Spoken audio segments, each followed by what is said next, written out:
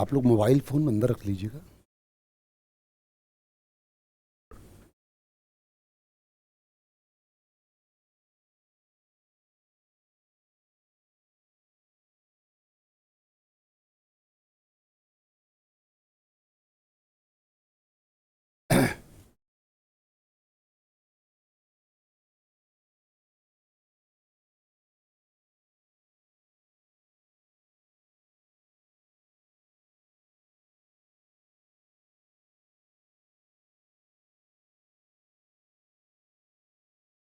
जो आप लोगों को एक सीट मिली है ना,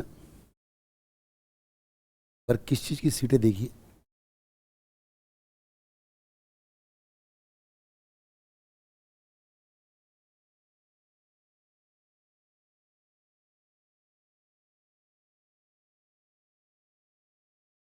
ये है अकाउंटिंग 2, जिसका नाम है वैल्यूएशन ऑफ इन्वेंट्री।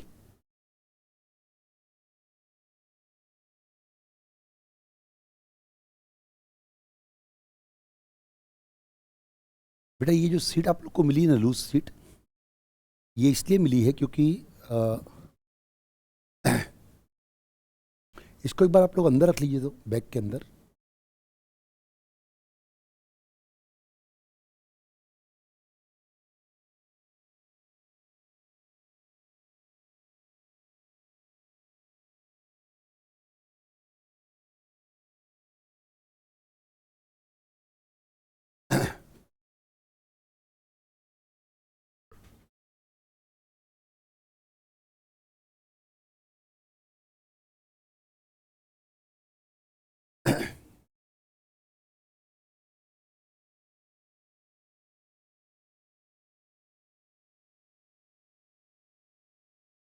ये एसी बंद कर दो ना यार।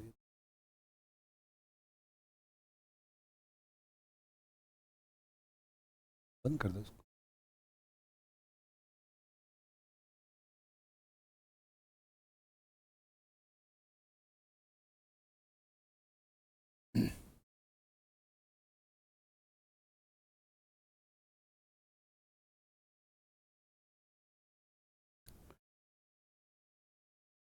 बेटा मेरे पास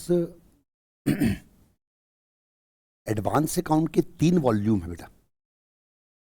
वॉल्यूम 1, वॉल्यूम 2 और वॉल्यूम 3। इन तीनों वॉल्यूम में क्या क्या है सुनिएगा।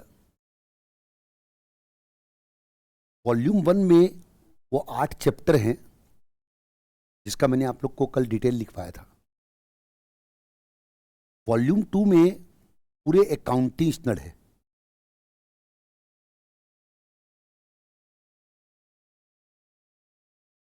वॉल्यूम 3 काफी इंपॉर्टेंट बुक है। वॉल्यूम 3 में मई 24 से लेके जनवरी 26 तक के पूरे past exam question plus RTP plus MTP, ये तो पूरा कवर है ही वॉल्यूम 3 में।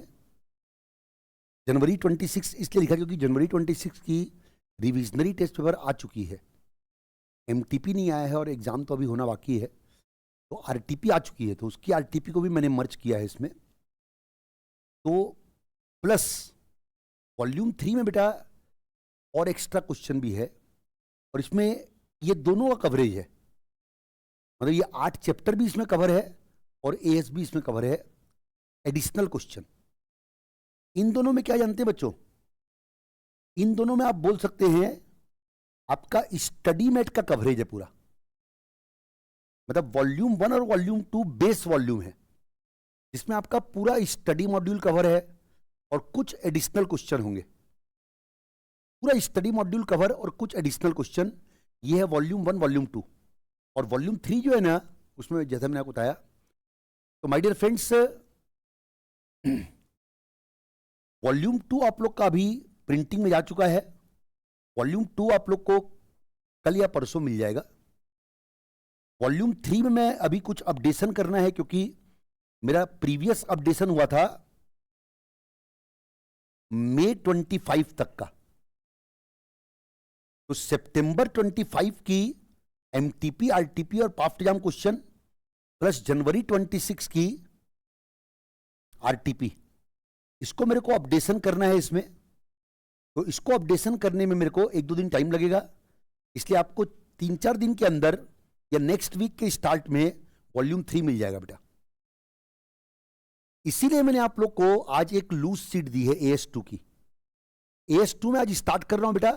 ये लूज सीट आप लोग अगले 4-5 दिन लेके आइएगा बेटा, तब तक आप लोग को वॉल्यूम 2 और 3 दोनों मिल जाएंगे। ये लूज सीट बेटा जरूर लेके आइएगा। इसमें क्या कवर है सुनिएगा बेटा। इसमें कवर है AS2 जो अपना वॉल्यूम 2 में है वो पूरा कवर है, और AS2 वॉल्यूम 3 वाला भी पूरा कवर है। तो इसमें ये दोनों चीजें मैंने कवर कर रखी है AS2 की। सितंबर 25 के एग्जाम में जो क्वेश्चन आया था AS2 का, वो भी इसमें कवर है बेटा, लेटेस्ट एग्जाम क्वेश्चन। तो माय डियर फ्रेंड्स, जैसे मैंने आपको कल प्रॉमिस किया था, आज मैं आपको अकाउंटिंग स्टडी स्टार्ट कर रहा हूं बेटा।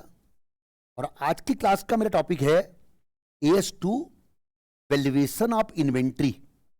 ये एक प्रैक्टिकल अकाउंटिंग स्टडी है, प्योर प्रैक्टिकल अकाउंटिंग स्टडी है। पहले मैं आप लोग का वैल्यूएशन ऑफ इन्वेंट्री का एक बेस कॉन्सेप्ट तैयार कर रहा हूं।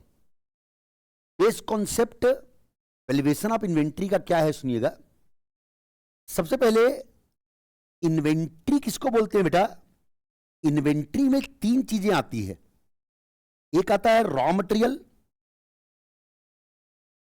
दूसरा आता है वर्क इन प्रोग्रेस, जिसको कि इनकंप्लीट यूनिट के नाम से भी जाना जाता है,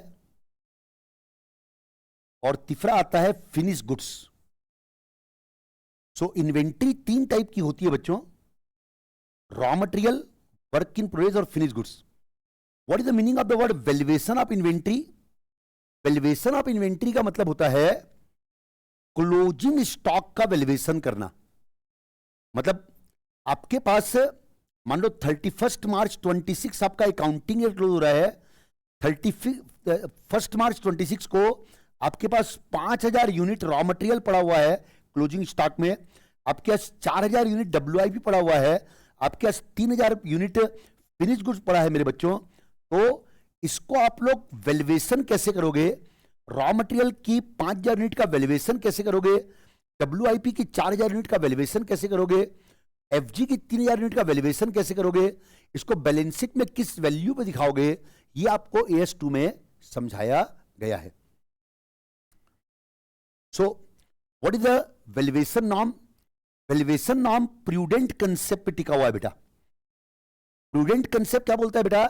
प्रूडेंट कंसेप्ट बोलता है कि अगर आपको फ्यूचर में कोई लॉस होने का चांस है तो आप उस लॉस को रिकॉग्नाइज करो, लेकिन फ्यूचर में अगर आपको कोई प्रॉफिट होने का चांस है तो उस प्रॉफिट को अभी रिकॉग्नाइज मत करो, जब वो प्रॉफिट होगा तब रिकॉग्नाइज करना। ये प्रूडेंट कंसेप्ट है। इन्वेंट्री वैल्यूएशन के जो रूल है ना, वो भी प्रूडेंट कंसेप्ट पे टिके हुए हैं। इसीलिए इन्वेंट्री का वैल्यूएशन किया जाता है कॉस्ट या net realisable value whichever is lower पे। कॉस्ट या net realisable value whichever is lower. Inventory का वैल्यूएशन करने का AS2 में जो तरीका दिया हुआ है वो दिया हुआ है कॉस्ट या NRV which ever is lower. इसके पीछे क्या लॉजिक है, प्रूडेंट कंसेप्ट से लॉजिक है। अगर आपकी कॉस्ट 100 रुपए है, NRV 110 है। NRV का मतलब है कि उस स्टॉक को बेचने से अपने को कितना पैसा मिलने की उम्मीद है। अगर आपकी कॉस्ट 100 रुपए है बेटा और NRV 110 रुपए है, तो इसका मतलब यह हुआ कि जब आप उस माल को बेचोगे ना तो आपको 10 रुपए का प्रॉफिट होने का चांस है, लेकिन आप अभी उस प्रॉफिट को रिकॉग्नाइज नहीं कर सकते प्रूडेंट कंसेप्ट के अनुसार। तो आप क्या करेंगे, क्लोजिंग स्टॉक का वैल्यूएशन कितने में करेंगे, 100 रुपए में करेंगे। अगर आपने 110 में कर दिया ना तो आप माल बिका नहीं है, लेकिन उसके बावजूद आप उसको क्लोजिंग स्टॉक 110 दिखाओगे, आपका 10 रुपए का अपने आप प्रॉफिट दिख जाएगा। अपने को अनरिकॉग्नाइज्ड अनरियलाइज्ड प्रॉफिट को बुक नहीं करना है। ऑन द कॉन्ट्ररी, अगर कॉस्ट 100 रुपए है बेटा और NRV 95 है, NRV 95 का मतलब ये हुआ कि आपको माल 95 रुपए में फ्यूचर में बिकने की उम्मीद है। 95 में अगर फ्यूचर में बिकेगा तो आपको 5 रुपए का लॉस होगा, क्योंकि 100 रुपए की कॉस्ट का माल 95 में जोगे। तो आप अभी से उस लॉस को बुक करो। तो अभी से कैसे लॉस बुक होगा, आप जब क्लोजिंग स्टॉक का वैल्यूएशन 95 में कर दोगे, वो लॉस आपका अपने आप बुक हो जाएगा। क्लोजिंग स्टॉक कम किया, प्रॉफिट अपने आप कम हो जाएगा। ये है आपका AS2 में वैल्यूएशन करने का तरीका। अब माय डियर फ्रेंड्स, आपको अगला एक्सपर्ट नॉलेज क्या चाहिए? अगला एक्सपर्ट नॉलेज चाहिए कि इन्वेंट्री की कॉस्ट कैसे निकालते हैं और इन्वेंट्री का एनआरवी कैसे निकालते हैं। तो पहले मैं आप लोग को इन्वेंट्री की कॉस्ट के बारे में एक्सपर्ट नॉलेज दे रहा हूं बेटा। देखिए,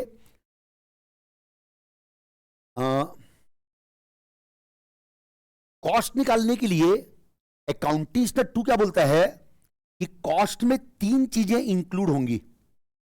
एक है कॉस्ट ऑफ परचेस, दूसरा है cost of conversion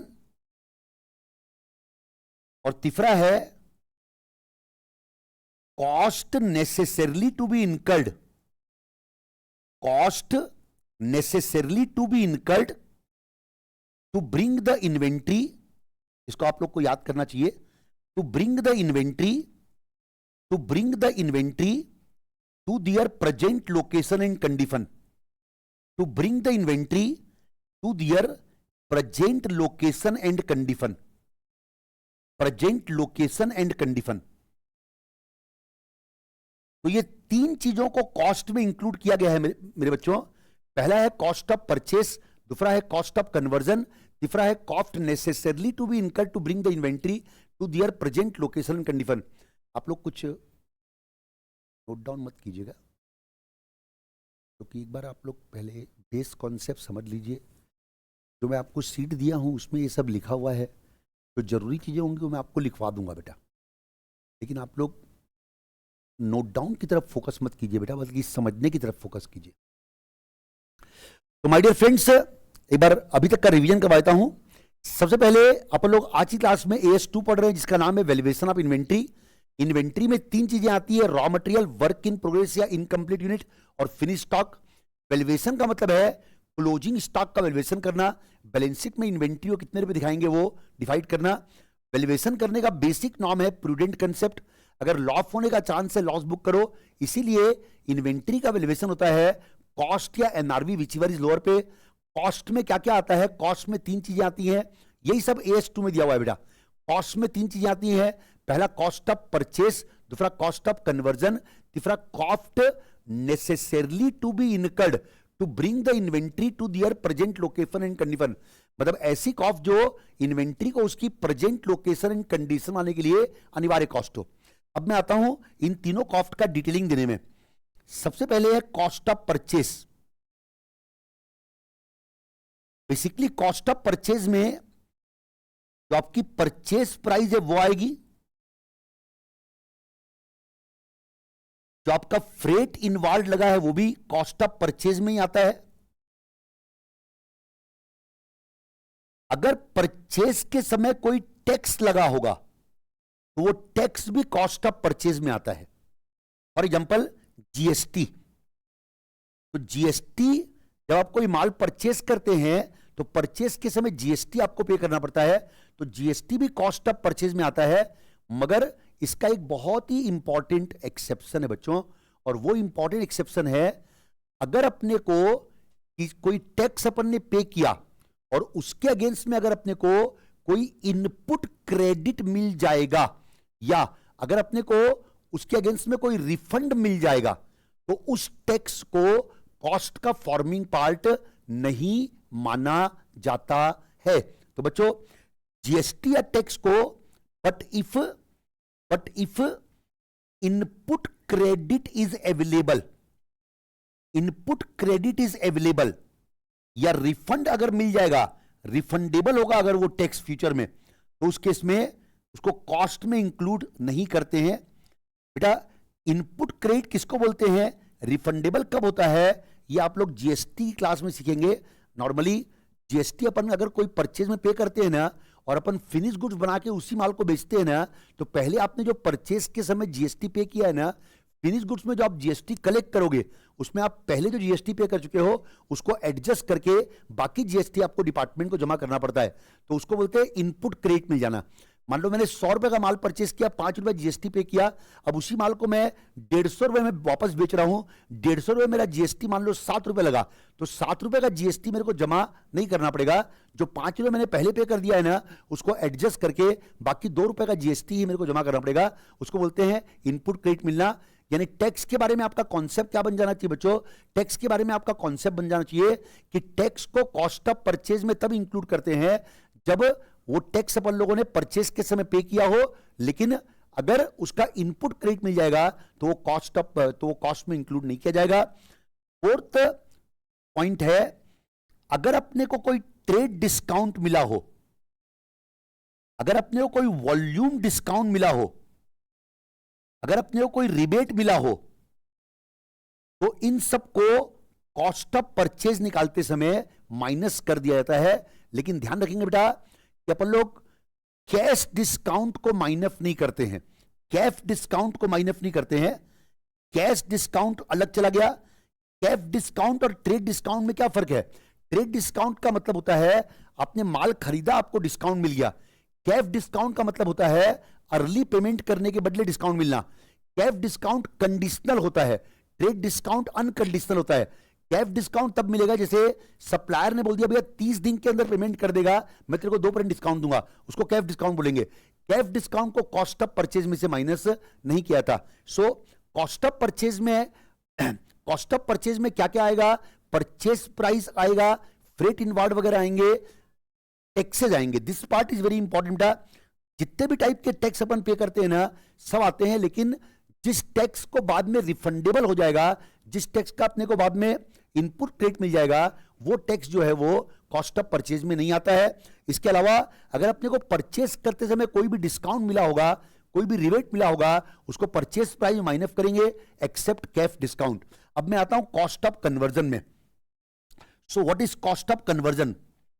cost of conversion का बेसिकली मतलब होता है रॉ मटेरियल को फिनिश्ड गुड्स में कन्वर्ट करने में जो कॉस्ट लगती है उसको कॉस्ट ऑफ कन्वर्जन कहा जाता है। कॉस्ट ऑफ कन्वर्जन में ब्रॉडली 2 चीजें आती है बेटा। पहला आता है डायरेक्ट लेबर कॉस्ट और दूसरा आता है प्रोडक्शन ओवरहेड। प्रोडक्शन ओवरहेड में चाहे वो प्रोडक्शन ओवरहेड वेरिएबल हो या चाहे वो प्रोडक्शन ओवरहेड फिक्स्ड हो, ये दोनों आपका कॉस्ट ऑफ कन्वर्जन में आते हैं। सो कॉस्ट ऑफ कन्वर्जन में 2 मेन चीजें आती हैं, डायरेक्ट लेबर कॉस्ट और दूसरा प्रोडक्शन ओवरहेड। प्रोडक्शन ओवरहेड, यहां पर मैं आपको एक एक्सपर्ट नॉलेज देना चाहूंगा बेटा। ओवरहेड किसको बोलते हैं? ओवरहेड का मतलब होता है इनडायरेक्ट कॉस्ट। ओवरहेड यानी इनडायरेक्ट कॉस्ट।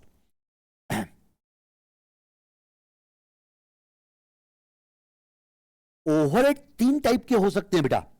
एक होते हैं प्रोडक्शन ओवरहेड, एक होते हैं एडमिनिस्ट्रेशन ओवरहेड और एक होते हैं selling and distribution overhead. Production overhead यानी जो फैक्ट्री में जो इनडायरेक्ट कॉस्ट लगती है वो, एडमिनिस्ट्रेशन ओवरहेड यानी जो ऑफिस में इनडायरेक्ट कॉस्ट लगती है वो, और सेलिंग एंड डिस्ट्रीब्यूशन ओवरहेड यानी जो मार्केटिंग में इनडायरेक्ट कॉस्ट लगती है वो। प्रोडक्शन ओवरहेड को कॉस्ट ऑफ कन्वर्जन में इंक्लूड किया जाता है सिर्फ। एडमिनिस्ट्रेशन ओवरहेड और एसएनडी ओवरहेड इंक्लूड नहीं होता है कॉस्ट ऑफ कन्वर्जन में। यानी अपन बोल सकते हैं कि प्रोडक्शन ओवरहेड जो है ना वो स्टॉक वैल्यूएशन में आता है एक तरीके से, क्योंकि अपन कॉस्ट निकालते समय प्रोडक्शन ओवरहेड को इंक्लूड कर रहे हैं। तो प्रोडक्शन ओवरहेड एक तरीके से अपन बोल सकते हैं कि इन्वेंट्री कॉस्ट में आ जाता है।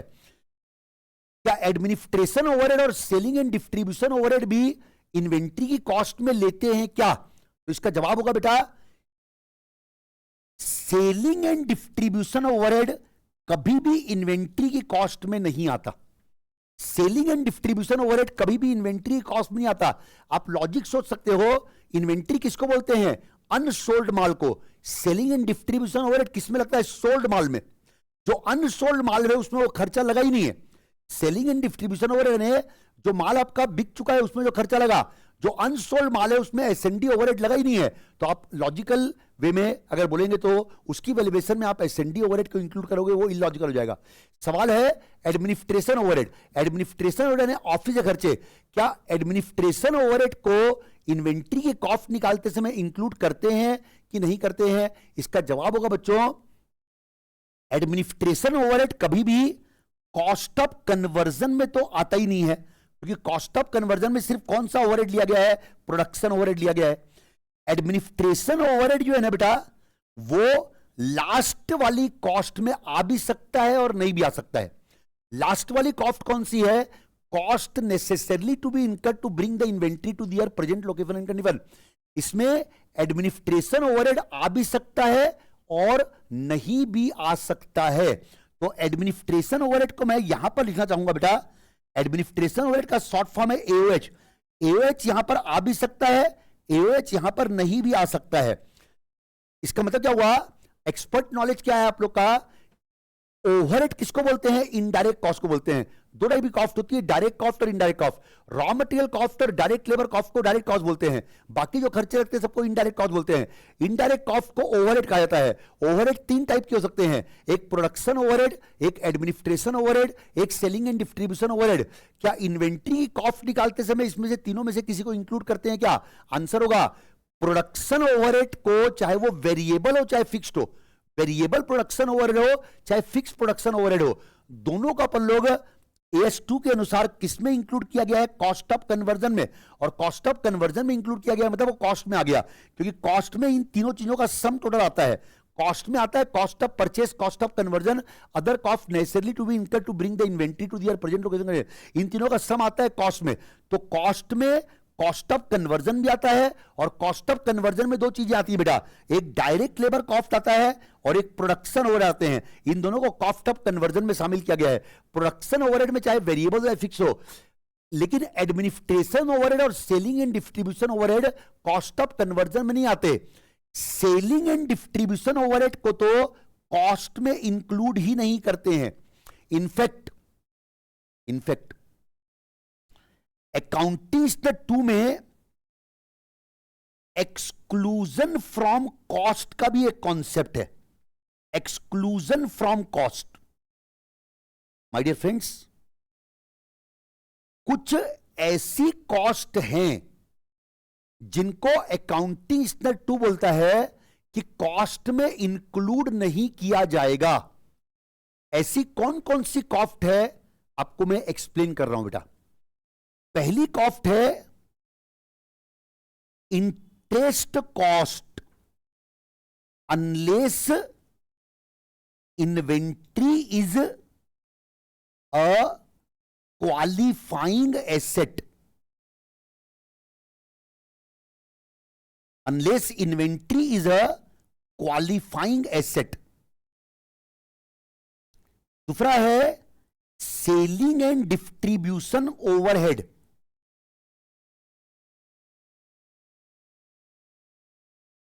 तीसरा है एबनॉर्मल लॉसेस। चौथा है स्टोरेज कॉस्ट, लेकिन इसका एक एक्सेप्शन भी है।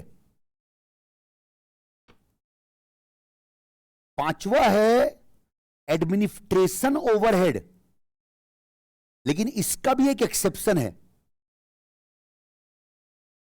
तो माय डियर फ्रेंड्स, मैं आप लोग को पहले एक बार एक्सक्लूजन फ्रॉम कॉस्ट का एक्सपर्ट नॉलेज दे रहा हूं। एक्सक्लूजन फ्रॉम कॉस्ट का मतलब है इन्वेंट्री की कॉस्ट निकालते समय कौन कौन से आइटम को इंक्लूड नहीं किया जाएगा। इन्वेंट्री कॉस्ट निकालते समय टोटल 5 कॉस्ट है बच्चों, जिसको कि AS2 बोलता है कि इसको इन्वेंट्री कॉस्ट में इंक्लूड नहीं किया जाएगा। कौन कौन सी 5 कॉस्ट है वो वाली वन बाय वन मैं आपको एक्सप्लेन करता हूं बेटा। पहली कॉस्ट है इंटरेस्ट कॉस्ट। इंटरेस्ट कॉस्ट और इन्वेंट्री का क्या कनेक्शन है सुनिएगा। मान लो आप लोन लेके आए और लोन लाके आपने स्टॉक परचेस किया। आप लोन लेके आए, लोन लाके आपने स्टॉक परचेस किया।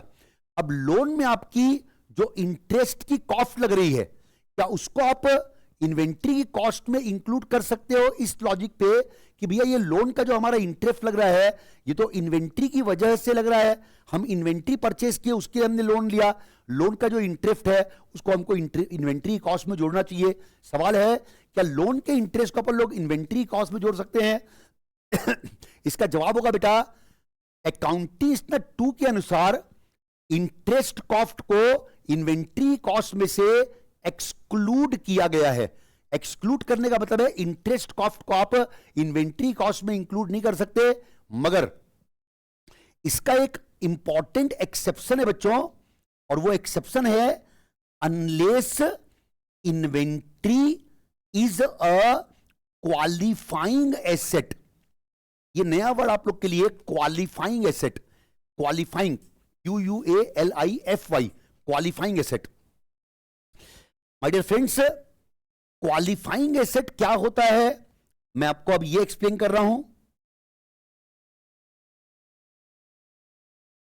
इसका कनेक्शन बेटा एक दूसरे अकाउंटिंग स्टैंडर्ड से है जिसका नाम है AS16।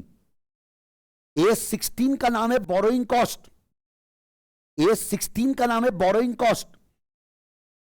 ये क्वालिफाइंग एसेट वाला कॉन्सेप्ट AS2 में नहीं दिया है बच्चों, क्वालिफाइंग एसेट वाला कॉन्सेप्ट है AS16 में। बोरोइंग कॉस्ट इंटरेस्ट कॉस्ट को बोलते हैं। AS16 क्या बोलता है? AS16 पहले सीखिए आप लोग। AS16 बोलता है इंटरेस्ट कॉस्ट को आप कब कैपिटलाइज कर सकते हो, कब PL में चार्ज करना पड़ेगा। क्या बोलता है AS16? AS16 बोलता है कि इंटरेस्ट कॉस्ट को आप तब कैपिटलाइज कर सकते हो जब इंटरेस्ट कॉस्ट किसी क्वालिफाइंग एसेट के संबंध में लगी हो। अगर इंटरेस्ट कॉस्ट किसी क्वालिफाइंग एसेट के संबंध में लगी होगी उसको कैपिटलाइज करेंगे, लेकिन अगर इंटरेस्ट कॉस्ट क्वालिफाइंग एसेट की नहीं है ना, उसको अपन लोग कैपिटलाइज नहीं कर सकते। कैपिटलाइज मतलब एसेट की कॉस्ट में जोड़ना। अगर क्वालिफाइंग एसेट के बारे में होगा, इंटरेस्ट को अपन लोग एसेट की कॉस्ट में जोड़ देंगे। अगर क्वालिफाइंग एसेट के बारे में नहीं होगा, इंटरेस्ट को अपने को PL में चार्ज करना पड़ेगा, उसको आप एसेट की कॉस्ट में जोड़ नहीं सकते। वैसे ही इन्वेंट्री है। इन्वेंट्री दो टाइप की हो सकती है, क्वालिफाइंग एसेट हो सकती है या क्वालिफाइंग एसेट नहीं हो सकती है। अगर इन्वेंट्री क्वालिफाइंग एसेट हुई, इंटरेस्ट को इन्वेंट्री कॉस्ट में ऐड किया जाएगा। अगर इन्वेंट्री नॉन क्वालिफाइंग एसेट हुई, इन्वेंट्री इंटरेस्ट कॉस्ट को इन्वेंट्री कॉस्ट में ऐड नहीं किया जाएगा। What is qualifying asset, what is non qualifying asset?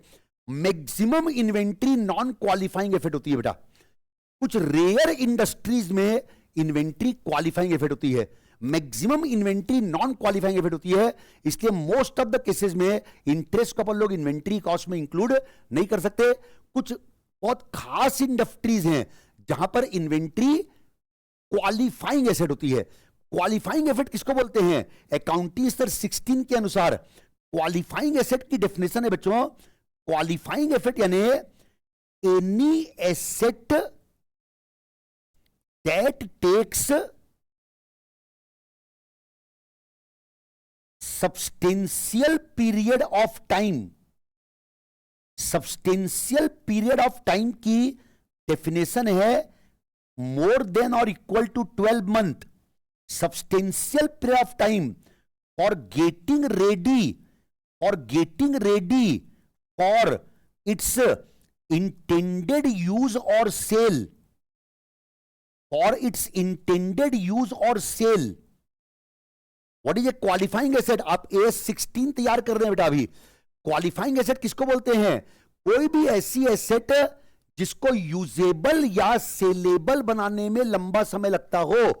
Qualifying asset यानी any asset that takes substantial period of time, का मतलब है 12 महीने या उससे ऊपर, जिसको यूजेबल या सेलेबल बनाने में लंबा समय लगता हो। माय डियर फ्रेंड्स, इन्वेंट्री को क्वालिफाइंग एसेट कब बोलेंगे? इन्वेंट्री को क्वालिफाइंग एसेट तब बोलेंगे जब उसको सेलेबल बनाने में, मतलब उसको बेचने के योग्य बनाने में लंबा समय लगता हो। और लंबा समय किसको बोलते हैं? 12 महीने या उससे ऊपर को। माय डियर फ्रेंड्स, का मतलब ये हुआ कि अगर कोई ऐसी इंडस्ट्री है बेटा जो ऐसी इन्वेंट्री बनाती है बेटा, जिस इन्वेंट्री को बनाने में, उनकी प्रोडक्शन की प्रोसेस जो है ना, उसको बनाने में उनको लंबा समय लगता हो, 12 महीने उससे ऊपर का लगता हो, तो वहां पर इन्वेंट्री क्या हो जाएगी? Qualifying asset. और क्वालिफाइंग एसेट हो गई तो क्या हो जाएगा? इंटरेस्ट कॉस्ट को वो लोग इन्वेंट्री कॉस्ट में ऐड कर सकते हैं। मैक्सिमम इंडस्ट्री में आप सोच सकते हैं बेटा, मैक्सिमम इंडस्ट्री में इन्वेंट्री तैयार होने में 10 दिन, 15 दिन, 20 दिन लगते हैं। प्लांट में आपने रॉ मटेरियल डाला, 10 दिन, 12 दिन के अंदर फिनिश गुड्स बन के बाहर निकल जाता है। बहुत रेयर इंडस्ट्री ऐसी होती है जहां पर इन्वेंट्री को सेलेबल बनाने में लंबा समय लगता हो। फॉर एग्जांपल, ऐसी कौन सी इंडस्ट्रीज हो सकती है, सुनिएगा।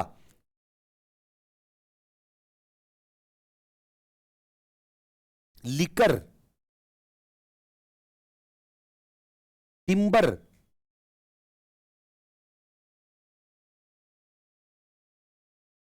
कंस्ट्रक्शन, ये 3 एग्जाम्पल है जहां पर कि इन्वेंट्री क्वालिफाइंग इफेक्ट में आ सकता है। लिकर इंडस्ट्री में क्या होता है बेटा, लिकर इंडस्ट्री में जैसे जो लिकर वो लोग मैन्युफैक्चर करते हैं ना, तो लिकर मैन्युफैक्चर करने के बाद वो उसको स्टोर में रखते हैं पुरानी होने के लिए। वो उनकी प्रोसेस रहती है, it's a work in progress. वो 1 साल, 2 साल, 3 साल तक उसको स्टोर में रखते हैं ताकि वो पुरानी हो, तो वो प्रोसेस रहती है उनकी। मतलब liquor is an item which takes substantial period of time for getting ready for its sale, उसमें लंबा समय लगता है। तो लिकर इंडस्ट्री में इन्वेंट्री क्वालिफाइंग इफेक्ट हो गया, वो लोग इंटरेस्ट कॉस्ट को अपनी इन्वेंट्री कॉस्ट में इंक्लूड करते हैं।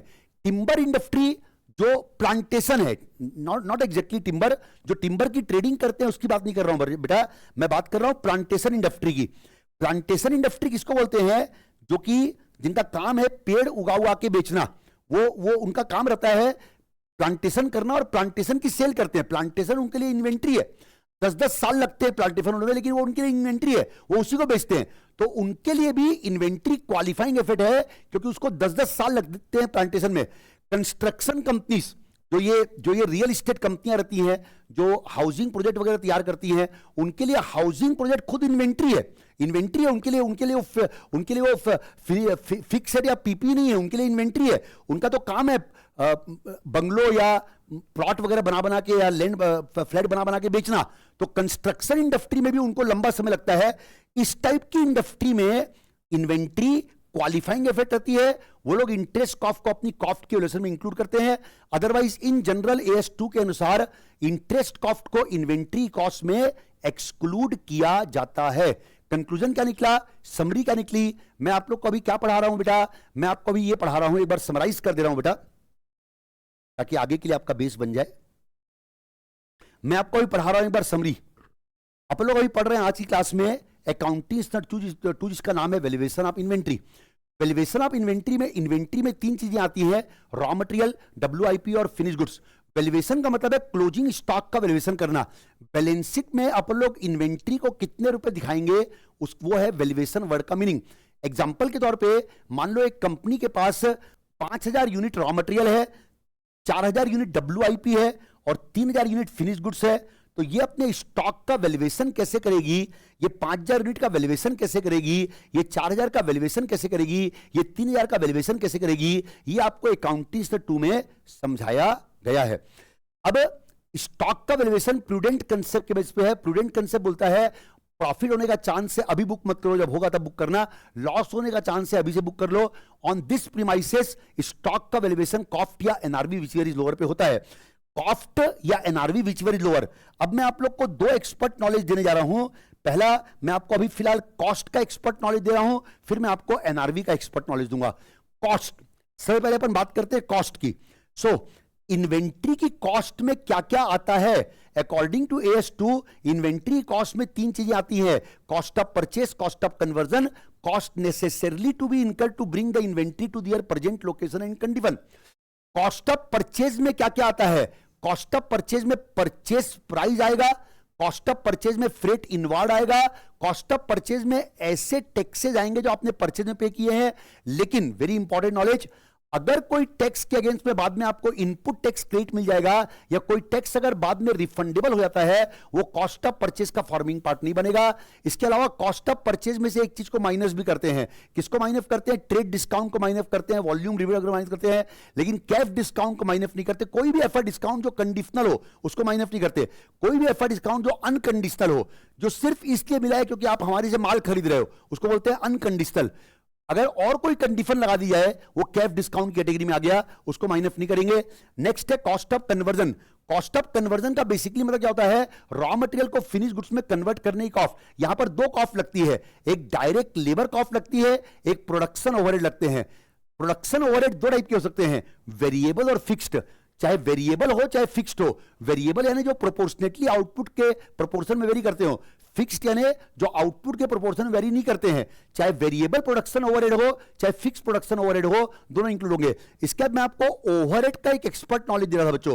ओवरहेड किसको बोलते हैं? इनडायरेक्ट कॉस्ट को बोलते हैं। देखिए दो टाइप की कॉस्ट होती है, डायरेक्ट और इनडायरेक्ट कॉस्ट। जैसे हम लोग आपको जो असाइनमेंट सप्लाई कर रहे हैं ना, वो एक्सेल के लिए डायरेक्ट कॉस्ट है। जो पर स्टूडेंट प्रोपोर्शनेटली वेरी करे उसको हम डायरेक्ट कॉस्ट बोलेंगे। और जो ऐसे सब खर्चे जो पर स्टूडेंट प्रोपोर्शनेटली वेरी नहीं करते हैं, उनको हम लोग इनडायरेक्ट कॉस्ट बोलते हैं। जैसे स्टाफ की सैलरी है तो वो इनडायरेक्ट कॉस्ट हो गई, क्योंकि वो पर स्टूडेंट प्रोपोर्शनेटली वेरी नहीं करेगी। इनडायरेक्ट कॉस्ट को ही अपन लोग ओवरहेड का नाम देते हैं बेटा। रॉ मटेरियल कॉस्ट और डायरेक्ट लेबर कॉस्ट, ये दोनों डायरेक्ट कॉस्ट है, बाकी सब इनडायरेक्ट कॉस्ट है। इनडायरेक्ट कॉस्ट में प्रोडक्ट ओवरहेड उसको बोलते हैं। ओवरहेड तीन टाइप के हो सकते हैं, production overhead, administration overhead, S and D overhead. Production overhead यानी जो फैक्ट्री में जो इनडायरेक्ट कॉस्ट लगी वो। एडमिनिस्ट्रेशन ओवरहेड है जो ऑफिस में इनडायरेक्ट कॉस्ट लगी वो। सेलिंग एंड डिस्ट्रीब्यूशन ओवरहेड है जो मार्केटिंग में इनडायरेक्ट कॉस्ट लगी वो। सर क्या इन तीनों कॉस्ट को अपन लोग इन्वेंट्री कॉस्ट में इंक्लूड करेंगे कि नहीं करेंगे? इसका जवाब है बच्चों, प्रोडक्शन ओवरहेड को हमेशा इन्वेंट्री कॉस्ट में इंक्लूड करते हैं, क्योंकि अकाउंटिंग स्टैंडर्ड 2 में प्रोडक्शन ओवरहेड को स्पेसिफिकली कॉस्ट ऑफ कन्वर्जन में इंक्लूड किया गया है। ये देख सकते हैं आप लोग। सेलिंग एंड डिस्ट्रीब्यूशन ओवरहेड, देखिए बच्चों, एक्सक्लूजन फ्रॉम कॉस्ट में आपको सिखा रहा हूं मेरे बच्चों। एक्सक्लूजन फ्रॉम कॉस्ट में 5 आइटम है बेटा। 5 आइटम में से एक आइटम है सेलिंग एंड डिस्ट्रीब्यूशन ओवरहेड। इसका मतलब सेलिंग एंड डिस्ट्रीब्यूशन ओवरहेड कभी भी इन्वेंट्री की कॉस्ट का फॉर्मिंग पार्ट नहीं बनता है। लॉजिक से भी आप सोच सकते हो बेटा, लॉजिक यही है कि selling and distribution overhead sold unit में लगा है। इन्वेंट्री यानी अनसोल्ड यूनिट। अनसोल्ड यूनिट में जो खर्चा लगा ही नहीं है उसको आप उसमें इंक्लूड करोगे तो ये इलॉजिकल होगा। तो selling and distribution overhead second example है। देखिए एक्सक्लूजन फ्रॉम कॉस्ट में 5 चीजें आती हैं, सेकंड वही है। अब सवाल है एडमिनिस्ट्रेशन ओवरहेड। एडमिनिस्ट्रेशन ओवरहेड को इन्वेंट्री कॉस्ट में इंक्लूड करेंगे कि नहीं करेंगे? जवाब होगा कॉस्ट ऑफ कन्वर्जन में तो नहीं आएगा वो, क्योंकि कॉस्ट ऑफ कन्वर्जन में खाली प्रोडक्शन ओवरहेड है। लेकिन जो थर्ड वाला है ना, cost necessarily to be incurred to bring the inventory to their present location and condition, इसमें एडमिनिस्ट्रेशन ओवरहेड आ भी सकता है और नहीं भी आ सकता है। इसका एक एग्जांपल AS2 में क्या दिया है बेटा? इसका एग्जांपल AS2 में दिया है डिजाइनिंग कॉस्ट। डिजाइनिंग कॉस्ट इसका एक एग्जांपल दिया है AS2 में। डिजाइनिंग कॉस्ट एडमिनिस्ट्रेशन ओवरहेड का ऐसा एग्जांपल है जो इन्वेंट्री कॉस्ट में इंक्लूड होता है। डिजाइनिंग मतलब किस चीज की डिजाइनिंग? प्रोडक्ट की डिजाइनिंग। मान लो कोई कस्टमर बोल रहा है कि भैया मेरे लिए एक प्रोडक्ट की स्पेसिफिक डिजाइनिंग करो, तो डिजाइनिंग करवाने वाला जो काम है ना वो ऑफिशियल वर्क करता है। डिजाइनिंग करवाने वाले में जो खर्चा लगता है ना उसको टेक्निकली एडमिनिस्ट्रेशन ओवरहेड बोलते हैं, लेकिन वो खर्चा जरूरी खर्चा है प्रेजेंट लोकेशन कंडीशन के लिए, उस केस में उसको इंक्लूड करेंगे। जनरली एडमिनिस्ट्रेशन ओवरहेड भी इंक्लूड नहीं होता है। अब मैं आपको नेक्स्ट नॉलेज क्या दे रहा था बच्चों? मैं आपको नेक्स्ट एक बार समराइज कर रहा हूं अभी तक। नेक्स्ट नॉलेज में आपको दे रहा था exclusion from cost. Inventory cost में 5 चीजों को AS2 एक्सक्लूड करता है। पहला है इंटरेस्ट कॉस्ट। इंटरेस्ट कॉस्ट का इन्वेंट्री कॉस्ट से क्या कनेक्शन है मेरे बच्चों? मान लो आप माल खरीद के लाए, आपने लोन लेके माल खरीदा, लोन का इंटरेस्ट पे कर रहे हो, क्या उस लोन के इंटरेस्ट को अपन लोग इन्वेंट्री कॉस्ट में इंक्लूड करेंगे? इसका कनेक्शन AS16 से है। यहां पर आपको AS2 और AS16 दोनों का नॉलेज चाहिए। AS2 और AS16 बोरोइंग कॉस्ट है। एक्चुअल में इंटरेस्ट कॉस्ट का परफेक्ट अकाउंटिंग ट्रीटमेंट AS16 में दिया हुआ है। AS16 बनाया उसी लिए गया है। AS16 का वो नाम ही है बोरोइंग कॉस्ट है ना, इंटरेस्ट कॉस्ट। AS16 में पूरा लॉ दिया हुआ है कि इंटरेस्ट कॉस्ट का क्या अकाउंटिंग ट्रीटमेंट होगा। AS16 के अनुसार मेरे बच्चों इंटरेस्ट को कब कैपिटलाइज करते हैं? जब वो इंटरेस्ट कॉस्ट किसी क्वालिफाइंग एसेट के बारे में हो। इंटरेस्ट को कब PL में चार्ज करते हैं? जब वो अदर देन क्वालिफाइंग एसेट के बारे में हो। इसलिए आपको अब नेक्स्ट लेवल ऑफ नॉलेज चाहिए। क्वालिफाइंग एसेट किसको बोलते हैं? सर क्वालिफाइंग एसेट यानी कोई भी ऐसी एसेट जो जिस समय आपने एक्वायर की ना उस समय वो यूजेबल या सेलेबल तुरंत नहीं है। उसको यूजेबल या सेलेबल बनाने में लंबा समय लगेगा, तो उसको बोलते हैं क्वालिफाइंग एसेट। और लंबा समय किसको बोलते हैं? 12 मंथ और मोर। सर जी जैसे एक्सेल ने मान लो अपनी बिल्डिंग बनवाई, तो एक्सेल ने जो बिल्डिंग बनवाई ना उसको बनवाने में 3 साल लग गए, तो एक्सेल की बिल्डिंग क्वालिफाइंग एसेट थी क्योंकि वो हमको 3 साल लग गए। उसमें अगर हमने लोन लेके बिल्डिंग बनाई होती ना, तो लोन का इंटरेस्ट हम लोग बिल्डिंग की कॉस्ट में ऐड करते हैं अकॉर्डिंग टू AS 16, क्योंकि वो हमारे लिए क्वालिफाइंग एसेट है।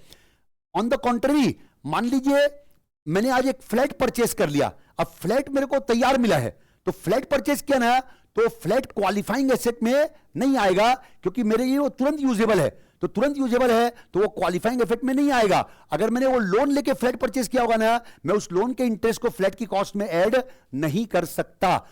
Same way inventory, inventory qualifying asset है कि नॉन क्वालिफाइंग एसेट है? माय डियर फ्रेंड्स, अगर आपकी इंडस्ट्री ऐसी है जहां पर इन्वेंट्री को प्रोड्यूस होने में 12 महीने से ऊपर का टाइम लगता है, तो वो क्वालिफाइंग एसेट हो गया, तो इंटरेस्ट कॉस्ट को आप लोग उसमें ऐड करेंगे।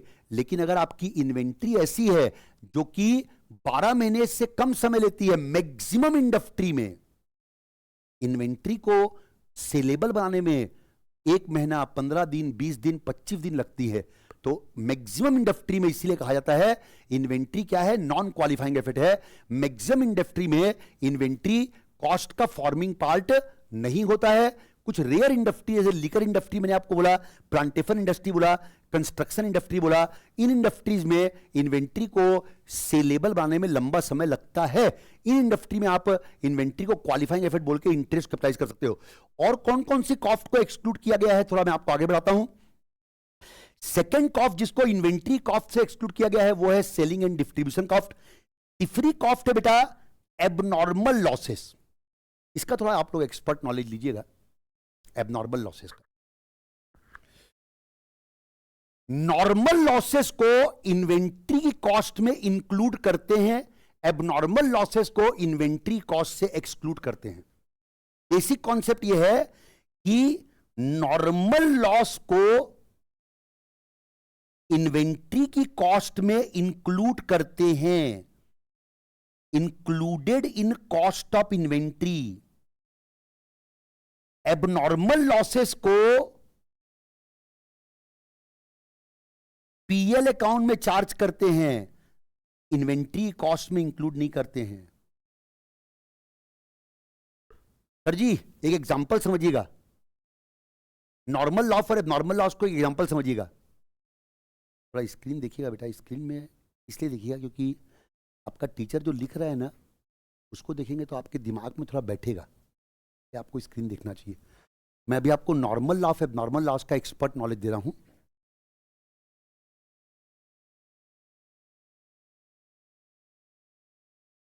माइंस का एग्जांपल देता हूं। मैं आपको मेरी पढ़ाने की टेक्निक बता दूं कि मेरे जो भी एग्जाम्पल रहते हैं ना वो एग्जाम ओरिएंटेड रहते हैं।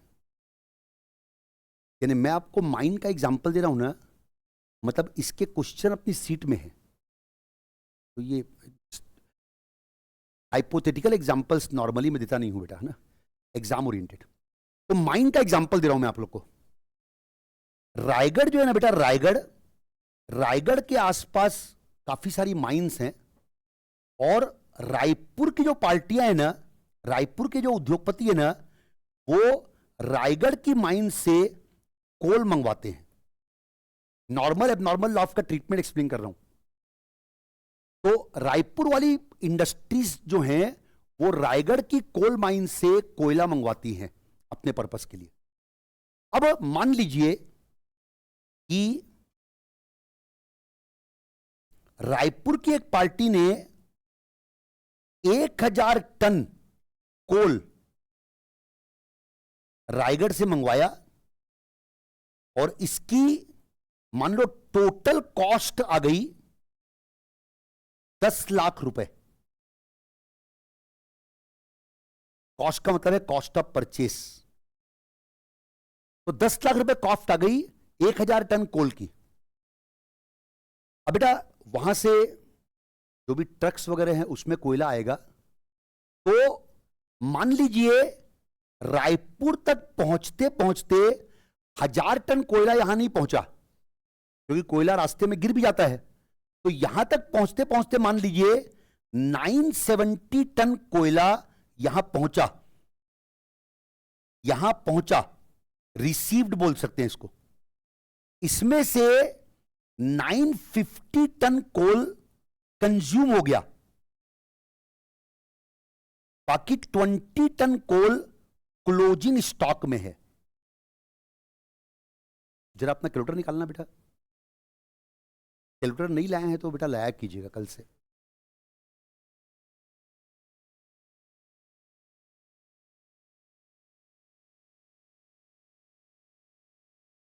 So what is my point is, मैं आपका कैलकुलेटर क्यों नहीं करवा रहा हूं सुनिएगा। मेरा टारगेट है AS2 में क्लोजिंग स्टॉक की वैल्यूएशन करना। मैंने 1000 टन कोयला रायगढ़ से खरीदा, 10 लाख रुपए उसकी टोटल कॉस्ट है। रायपुर मेरे पास 1000 टन पहुंचा नहीं, मेरे पास पहुंचा 970 टन। 30 टन कोयला रास्ते में गायब हो गया, 30 टन कोयला रास्ते में गायब हो गया। 970 टन में से 950 टन मैंने कंज्यूम कर लिया है फाइनेंशियल ईयर के दौरान। क्लोजिंग स्टॉक बचा है मेरे पास 20 टन का। मैं आपका कैलकुलेटर नहीं करवाया हूं, मैं AS2 पढ़ रहा हूं, AS2 valuation of inventory, cost या NRV विच इज लोअर। मेरा सवाल है कि जो 20 टन क्लोजिंग स्टॉक है ना, इसकी कॉस्ट में कैसे कंप्यूट करूंगा, इसकी कॉस्ट कितनी आएगी। इसके लिए मेरे को आपको एक डाटा और देना है, अभी रुक जाइएगा, एक डाटा और दे रहा हूं। मेरे को उम्मीद थी कि नॉर्मल लॉस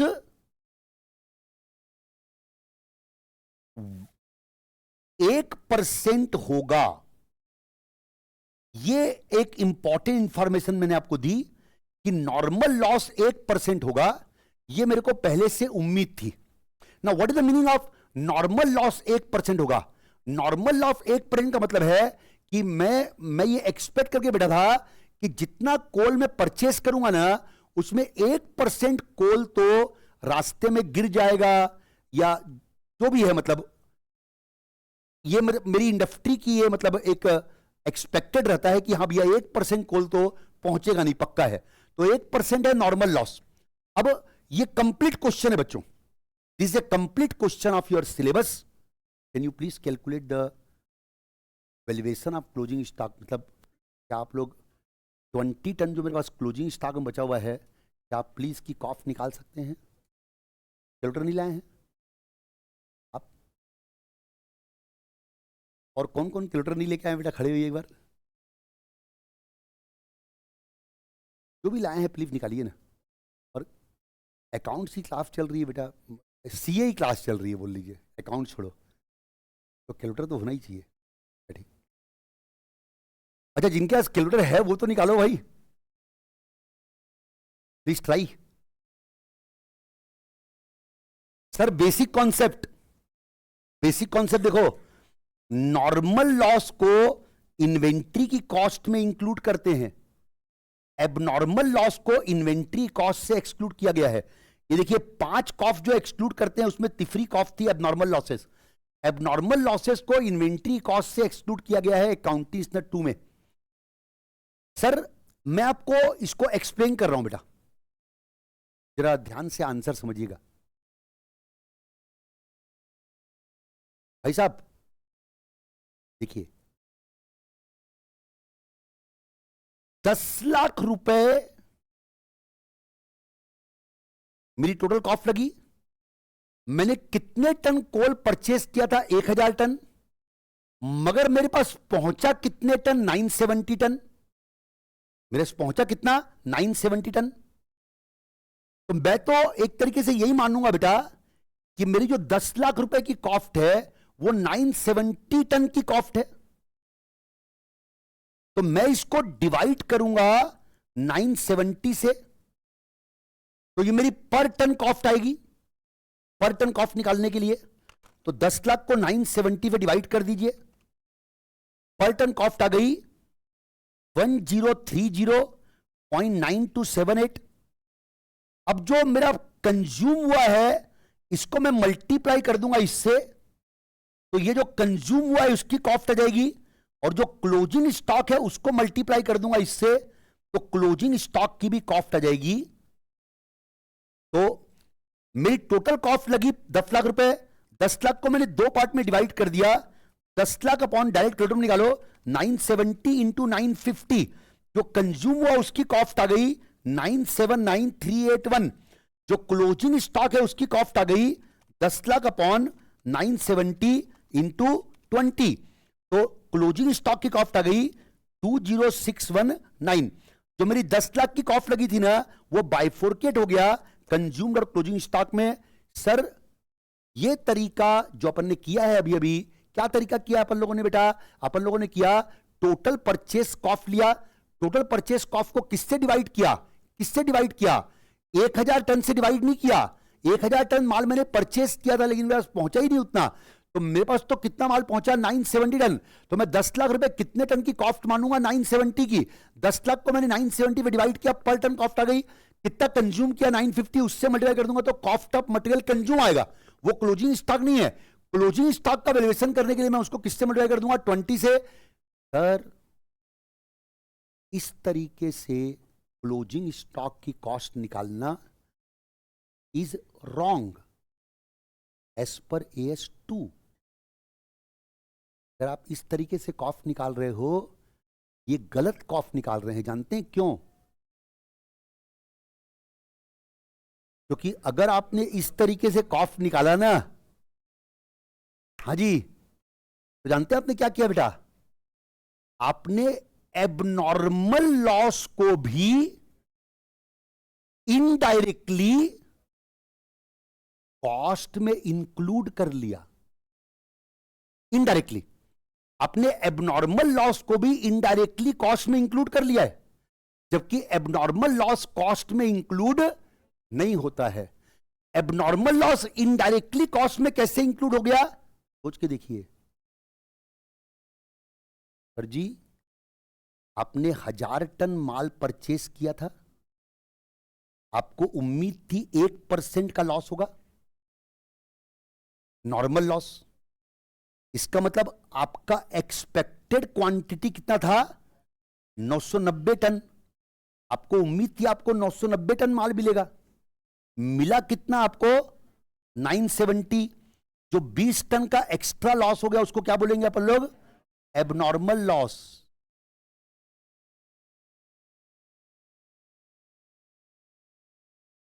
अगर आपने इसको 970 से डिवाइड कर दिया, तो 970 में आपने 30 टन कम लिया, और 30 टन में 10 टन तो नॉर्मल लॉस था और 20 टन क्या था? एबनॉर्मल लॉस था।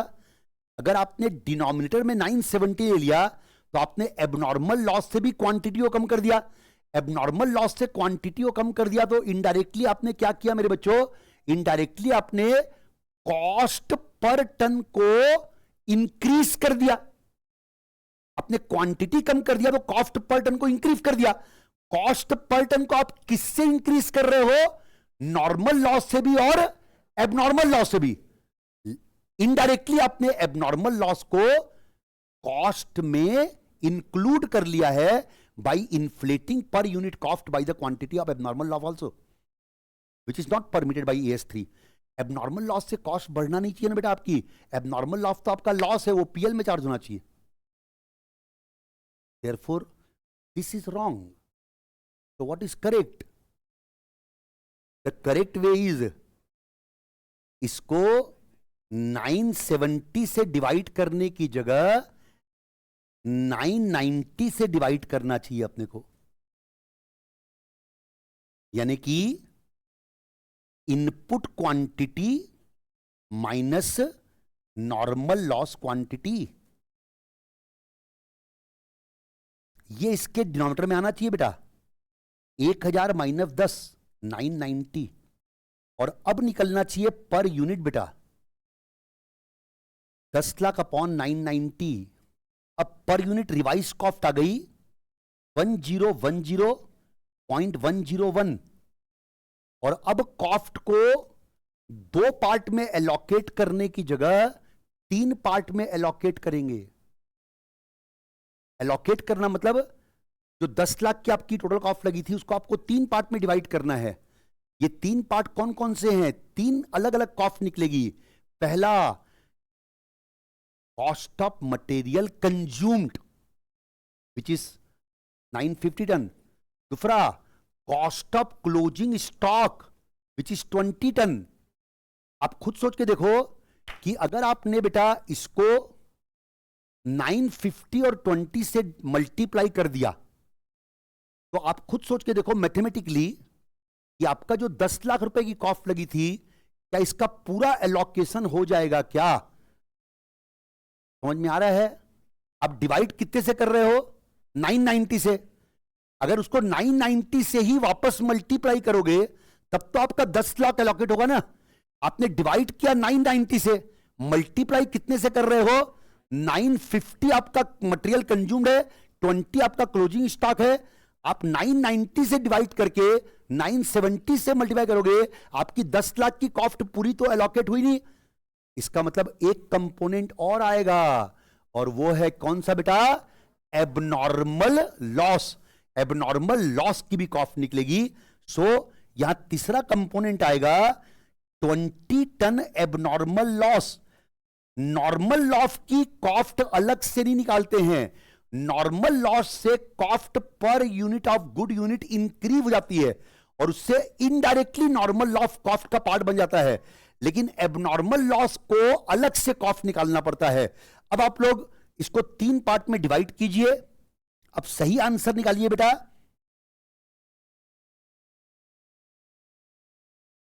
अब इसको 3 पार्ट में डिवाइड कीजिए बच्चों। Find the correct answer. 20 ton यहां पर एबनॉर्मल लॉस भी हो गया। अब जो ये 1010.101 आया था इसको इससे मल्टीप्लाई करेंगे तो आ जाएगा कॉस्ट ऑफ मटेरियल कंज्यूम्ड। इसको इससे मल्टीप्लाई करेंगे तो आ जाएगा कॉस्ट ऑफ एबनॉर्मल लॉस। इसको इससे मल्टीप्लाई करेंगे तो आ जाएगा cost of closing stock. 10 lakh रुपए की जो कॉस्ट लगी थी ना आपकी, उसको आप 3 पार्ट में एलोकेट कर देंगे तो तीनों पार्ट का आंसर आ जाएगा बेटा 959,596 रुपीस। ये आ गया कॉस्ट ऑफ मटेरियल कंज्यूम्ड। ये आ गया कॉस्ट ऑफ मटेरियल कंज्यूम्ड। फिर 20202 ये आ गया कॉस्ट ऑफ एबनॉर्मल लॉस और सेम आ जाएगा क्योंकि क्वांटिटी सेम है इसलिए 20202 ये आ गया क्लोजिंग स्टॉक की कॉस्ट। एबनॉर्मल लॉस की कॉस्ट को अपन लोग लॉस बुक करेंगे, इसको अपन लोग पीएल अकाउंट में एक्सपेंस के रूप में चार्ज करेंगे। सो ये है बेटा आपका समरी क्या होगा इसकी बेटा? मैं आपको अभी क्या सिखा रहा हूं कि इन्वेंट्री की कॉस्ट में क्या क्या नहीं आता है। इसमें पहली कॉस्ट है इंटरेस्ट कॉस्ट, इन्वेंट्री कॉस्ट में नहीं आती। इंटरेस्ट कॉस्ट इन्वेंट्री कॉस्ट में एक केस में आ सकती है अगर इन्वेंट्री क्वालिफाइंग एसेट हो। इन्वेंट्री को क्वालिफाइंग एसेट तब बोलते हैं जब उस इन्वेंट्री को सेलेबल बनाने में, यूजेबल बनाने में 12 महीने या उससे ऊपर लगे, यानी कि वो इन्वेंट्री ऐसी है जिसको कि जो कि तुरंत नहीं बनती है, उसको बनाने में 12 महीने से ऊपर लग जाता है, तब वो क्वालिफाइंग एफर्ट हो गया। तब इंटरेस्ट कॉस्ट को इसमें ऐड कर सकते हैं, नहीं तो नहीं कर सकते।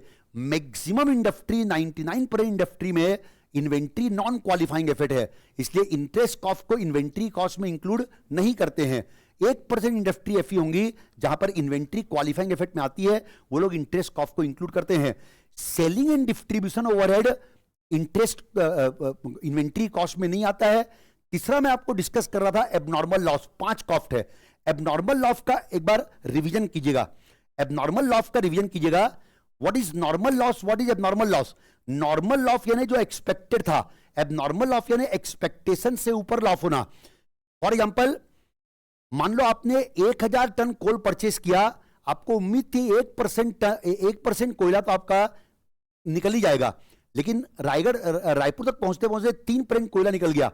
1% को नॉर्मल लॉस बोलेंगे, 2% एक्स्ट्रा जो हुआ है एबनॉर्मल लॉस बोलेंगे। नॉर्मल लॉस को कॉस्ट में इंक्लूड करते हैं, एबनॉर्मल लॉस को कॉस्ट में इंक्लूड नहीं करते हैं। नॉर्मल लॉस को कॉस्ट में इंक्लूड डायरेक्टली नहीं करते हैं। नॉर्मल लॉस कॉस्ट में इनडायरेक्टली इंक्लूड होता है by inflating the cost of good unit per ton. सोच के देखिए आप लोग, वैसे आपकी कॉस्ट पर टन आ रही थी 1,000 रुपए, 10 लाख रुपए अपॉन 1,000 टन, 1,000 रुपए, लेकिन आपने नॉर्मल लॉस से डिनोमिनेटर को कम कर दिया। आपने डिनोमिनेटर में पर टन कॉस्ट निकालते समय 990 लिया, उससे आपकी कॉस्ट पर टन बढ़ गई। जो 1,000 रुपए थी वो बढ़ के 1010.101 हो गई। ये 10 रुपए 0.101 जो बढ़ा है ना, ये नॉर्मल लॉस की वजह से बढ़ा है। एक तरीके से इनडायरेक्टली आपने नॉर्मल लॉस को क्या किया, कॉस्ट में इंक्लूड कर लिया, फिर इसी से आप क्लोजिंग स्टॉक को मल्टीप्लाई कर रहे हो। एक तरीके से इनडायरेक्टली आपने क्या किया, नॉर्मल लॉस को कॉस्ट में इंक्लूड कर लिया, लेकिन एब नॉर्मल लॉस को कॉस्ट में इंक्लूड नहीं कर सकते। एब नॉर्मल लॉस को पीएल में चार्ज करना पड़ेगा। इसीलिए बेटा अगर मैंने 970 से डिवाइड किया होता ना, मतलब जो एक्चुअल माल मेरे को मिला उसमें 20 टन एबनॉर्मल लॉस भी है, अगर मैंने 970 पे डिवाइड किया होता ना, मेरी कॉस्ट पर यूनिट और ज्यादा बढ़ जाती। एबनॉर्मल लॉस से भी मैंने कॉस्ट को अगर बढ़ा दिया होता ना पर यूनिट को, तो क्लोजिंग स्टॉक में इनडायरेक्टली एबनॉर्मल लॉस इंक्लूड हो गया होता। एबनॉर्मल लॉस को इन्वेंट्री कॉस्ट में इंक्लूड नहीं कर सकते। कंक्लूजन, पहले कॉस्ट पर टन निकालो। कॉस्ट पर टन निकालने का तरीका क्या होगा, total cost upon input quantity minus normal loss quantity. फिर जो कॉस्ट पर टन आएगा ना, उसको 3 कंपोनेंट में डिवाइड कर दो। पहला कंपोनेंट होगा कंज्यूम्ड यूनिट की कॉस्ट, दूसरा कंपोनेंट होगा एबनॉर्मल लॉस की कॉस्ट, तीसरा कंपोनेंट होगा क्लोजिंग स्टॉक की कॉस्ट। अब बेटा एक्सक्लूजन फ्रॉम कॉस्ट में 2 आइटम और बचे हुए हैं बेटा, मैं आपको ये 2 आइटम एक्सप्लेन कर रहा हूं। चौथा आइटम है स्टोरेज कॉस्ट। स्टोरेज कॉस्ट को इन्वेंट्री की कॉस्ट में इंक्लूड नहीं किया जाता है। स्टोरेज कॉस्ट को इन्वेंट्री कॉस्ट में इंक्लूड नहीं किया जाता है, मगर इसका एक एक्सेप्शन भी है बेटा, मगर इसका एक एक्सेप्शन भी है। तो मैं आपको इसको इलॉबरेट कर रहा हूं, स्टोरेज कॉस्ट को।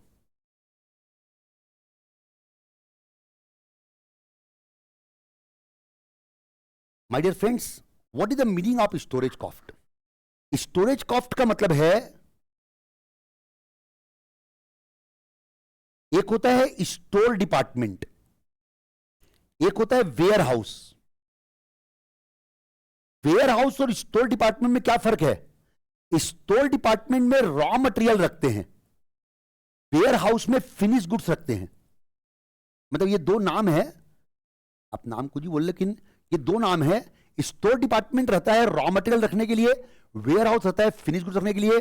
सर जी अगर आपका स्टोर डिपार्टमेंट है बेटा, तो स्टोर डिपार्टमेंट में आपके खर्चे भी लगते होंगे। तो जो स्टोर डिपार्टमेंट में खर्चे लगेंगे, जो वेयर हाउस में खर्चे लगेंगे आपके, इनको बोलते हैं storage cost. According to AS2 आप इन्वेंट्री की कॉस्ट निकालते समय स्टोरेज कॉस्ट को इंक्लूड नहीं कर सकते।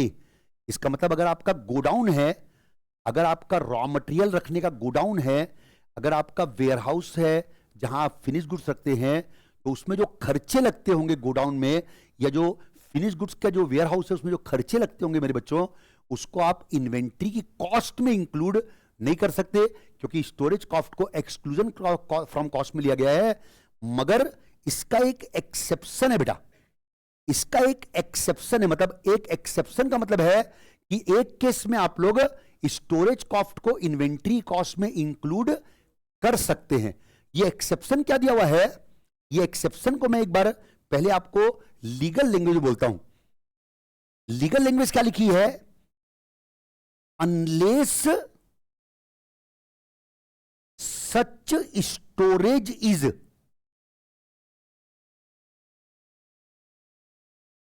prior to another process. Now try to learn this language. ये एक्सेप्शन है बेटा। क्या बोल रहा है ये कि स्टोरेज कॉस्ट को वैसे तो अपन लोग कॉस्ट में इंक्लूड नहीं करते हैं, इसके एक्सेप्शन में क्या लिखा है? Unless such storage is prior to another process. मतलब अगर ये स्टोरेज जो हो रहा है ना, ये अगली प्रक्रिया से पहले का स्टोरेज है, अगली प्रक्रिया से पहले का स्टोरेज है, तो उस केस में स्टोरेज कॉस्ट को इन्वेंट्री कॉस्ट में इंक्लूड किया जाएगा। अब मैं इसको और एक्सप्लेन कर रहा हूं आप लोग को ये कॉन्सेप्ट बेटा कहां लगता है जानते हैं बेटा? ये कॉन्सेप्ट लगता है उन इंडस्ट्री में जहां पर प्रोसेस में प्रोडक्शन होता है, जैसे रोलिंग मिल, स्टील इंडस्ट्री। तो रोलिंग मिल में क्या होता है जानते हैं बेटा? रोलिंग मिल में स्टील की मैन्युफैक्चरिंग करने के लिए 3-4 अलग अलग प्लांट रहते हैं, प्लांट 1, प्लांट 2, प्लांट 3। पहले प्लांट से माल निकलेगा, ये अगले प्लांट में प्रोसेस के लिए जाएगा, अगले प्लांट से माल निकलेगा, ये उससे अगले प्लांट में प्रोसेस के लिए जाएगा। इनको अलग अलग प्रोसेस बोलते हैं। पहले प्लांट से फिनिश गुड्स नहीं निकलेगा, पहले प्लांट से सेमी फिनिश गुड्स निकलेगा, फिर वो अगले प्लांट में प्रोसेस होगा, अगले प्लांट से फिर सेमी फिनिश निकलेगा, फिर वो थर्ड प्लांट में प्रोसेस होगा, थर्ड प्लांट से जब निकलेगा ना तब वो फिनिश गुड्स बन के बाहर निकलेगा। माय डियर फ्रेंड्स, इन प्लांट के बीच में भी इस माल को हो सकता है इनको स्टोर करना पड़े। जैसे फॉर एग्जांपल प्लांट 1 से माल निकलने के बाद और प्लांट 2 में डलने से पहले हो सकता है 15 दिन के लिए इसको बीच में स्टोर करना पड़ेगा, ठंडा करने के लिए। मान लो यहां से पूरा गर्म माल निकला है, उसको ठंडा करने के लिए हो सकता है स्टोर करना पड़े। इसको बोलेंगे क्या? Unless such storage is prior to another process. मतलब एक प्रोसेस से माल बन के निकला है, अगले प्रोसेस में जाने से पहले उसको कुछ पीरियड के लिए स्टोर करना पड़ता है बच्चों। ऐसी स्टोरेज कॉस्ट को कॉस्ट में इंक्लूड किया जाएगा, इसको इंक्लूड करेंगे। ये एक्सेप्शन में है, नॉर्मली स्टोरेज कॉस्ट को कॉस्ट में इंक्लूड नहीं करते हैं। इसका एक्सेप्शन है, अगर एक जगह से माल निकल के दूसरी जगह जा रहा है, इन बिटवीन अपने को उसको स्टोर करना पड़ रहा है, तो उसको अपन लोग स्टोरेज कॉस्ट को इंक्लूड करेंगे। और 5वां है एडमिनिस्ट्रेशन ओवरहेड। बेटा एक बार एक काम कीजिए तो थोड़ी देर के लिए अपनी सीट निकालिए, जो आज आपको दी गई है।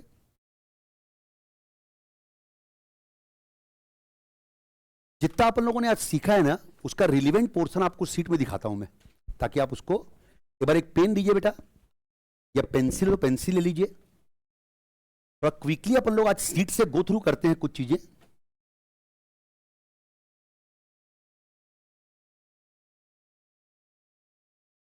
पूरा नहीं पढ़ना है बेटा, जितना मैं बोलूंगा उतना पढ़ते जाइएगा। सर ये जो सीट है ना बेटा, ये क्योंकि ये टेम्परेरी सीट है, इसलिए मैंने इस तरीके से 2-2 पेज में दिया है ना। लेकिन जो अपनी बुक है उसमें वो सिंगल पेज में है, प्रॉपर फॉन्ट में है। This a temporary sheet. Sir जी आप लोग बेटा सबसे पहले ये पढ़िए, तो जरा जल्दी जल्दी पढ़िएगा बेटा।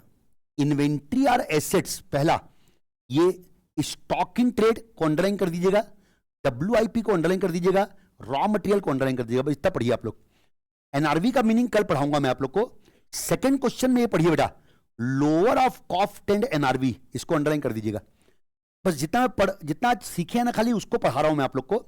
अब आइए क्वेश्चन नंबर 5 देखिए बेटा। क्वेश्चन 5 कि इन्वेंट्री की कॉस्ट में क्या क्या इंक्लूड होगा। Cost of inventory should comprise, इसको अंडरलाइन करते जाइएगा, cost of purchase, cost of conversion and other cost incurred in bringing the inventory to their present location and condition. Cost of purchase को detail में देखिए। Cost of purchase में underline करते हैं ना, परचेज प्राइस आएगा, ड्यूटीज एंड टैक्स आएगा, bracket बहुत इंपॉर्टेंट है, other than those subsequently recoverable by the enterprise from the taxing authority, यानी जो टैक्स बाद में रिकवर हो जाएंगे उसको इंक्लूड नहीं करेंगे। फ्रेट इनवर्ड आएगा, और कोई खर्चा अगर एक्विजिशन का लगा है तो वो आएगा, trade discount, rebate, duty drawback, other similar item को माइनस कर देंगे। डिडक्टेड वर्ड को आप अंडरलाइन कर दीजिएगा in determining the cost. Next cost of conversion. Cost of conversion में क्या क्या आता है बेटा, इसमें अंडरलाइन करेंगे डायरेक्ट लेबर को बेटा, डायरेक्ट लेबर को। इसके बाद fixed and variable production overhead को अंडरलाइन करेंगे, fixed and variable production overhead को अंडरलाइन करेंगे। अब अदर कॉस्ट को पढ़िएगा। अदर कॉस्ट को इन्वेंट्री में तभी इंक्लूड करेंगे जब वो इन्वेंट्री को उसकी प्रेजेंट लोकेशन एंड कंडीशन वाले के लिए बारे हो। मैंने आपको डिजाइनिंग कॉस्ट का एग्जांपल दिया था, डिजाइनिंग प्रोडक्ट को अंडरलाइन कर दीजिएगा आप लोग। क्वेश्चन नंबर 6, क्वेश्चन नंबर 6 के एक बार हेडिंग लिखो, एक्सक्लूजन फ्रॉम कॉस्ट। आज अपन लोग जो 5 पढ़े ना एक्सक्लूजन फ्रॉम कॉस्ट, वो पढ़ लीजिएगा। पहला है इंटरेस्ट, इंटरेस्ट को एक बॉक्स डाल दीजिएगा बेटा, इंटरेस्ट को बॉक्स डाल दीजिएगा। इंटरेस्ट को एक्सक्लूड किया गया है, खाली यहां पर इतना ही दिया हुआ है। इसके अलावा सेकंड का ए पढ़िए, एबनॉर्मल, बस खाली एबनॉर्मल को अंडरलाइन कर दो। थर्ड स्टोरेज, स्टोरेज में देखिए unless those cost are necessary in the production process prior to further production stage, मतलब स्टोरेज कॉस्ट को अपन लोग नॉर्मली एक्सक्लूड करते हैं कॉस्ट से, लेकिन इसका एक्सेप्शन दिया हुआ है अगली प्रोसेस जाने से पहले अगर लगा हो। सर एसएनडी ओवरहेड को अंडरलाइन कर दीजिएगा। देखो बेटा एडमिनिस्ट्रेशन ओवरहेड में हमेशा यस नो दोनों बोला कीजिए। एडमिनिस्ट्रेशन ओवरहेड को इंक्लूड करते भी हैं और इंक्लूड नहीं भी करते हैं। कब इंक्लूड करेंगे कब इंक्लूड नहीं करेंगे, अगर वो ऐसे मतलब थ्योरी में याद करने वाली चीज है ये, अगर वो इन्वेंट्री को प्रेजेंट लोकेशन कंडीशन वाले के लिए जरूरी है इंक्लूड करेंगे, नहीं तो नहीं करेंगे। तो इसलिए यहां पर वर्डिंग क्या दे, आप लोग सी और डी पॉइंट में डिफरेंस देखो। डी पॉइंट में एसएनडी ओवरहेड को साफ साफ लिख दिया कॉस्ट से एक्सक्लूड, लेकिन एडमिनिस्ट्रेशन ओवरहेड में साफ साफ नहीं लिखा है, साथ में लिखा हुआ है that do not contribute to bringing the inventory to their present location condition. बेटा मैंने आप लोग को जो वो कोल वाला एग्जांपल दिया था ना, एक बार एक काम करें तो बेटा देखिए एक बार आप पेज पलटिएगा, इसमें 2 बुक का समेशन है, इसलिए पेज नंबर आपको थोड़ा सीक्वेंस में नहीं मिलेंगे। ये देखिए पहले आपको पेज नंबर, ये पहले मेरा वॉल्यूम 1 है बेटा, ये वॉल्यूम 2, यहां तक वॉल्यूम 2 है। देखिए ये जो है ना ये पेज नंबर 33, यहां तक वॉल्यूम 2 है बेटा, मतलब वॉल्यूम 2 में जो बुक है ना अपनी, ये पेज 33, उसके आपको नए पेज दिख जाएंगे। देखिए अचानक से ये पेज नंबर 179 स्टार्ट हो गया, क्योंकि ये वॉल्यूम 3 का है बेटा, इसके बाद वॉल्यूम 3 का है। तो मैं आप लोग को बेटा आज एक चीज और रिवाइज करवाता हूं ताकि वो आपका स्ट्रांग हो जाए। जरा एक बार वॉल्यूम 3 का पेज नंबर 188 निकालेंगे तो बेटा, पेज नंबर 188,